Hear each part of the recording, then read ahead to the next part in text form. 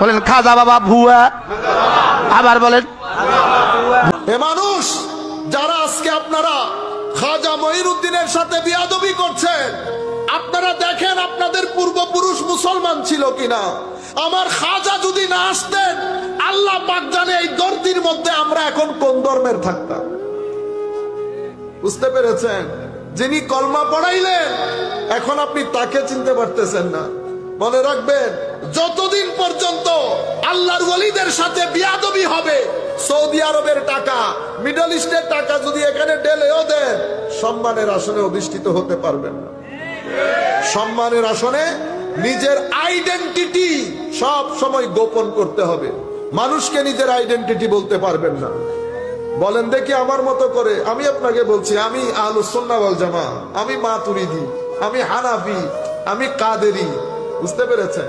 আপনিও দেন পরিচয়, পরিচয় গোপন করেন, মানুষের সামনে বলতে পারেন না, লজ্জায় পড়ে যান।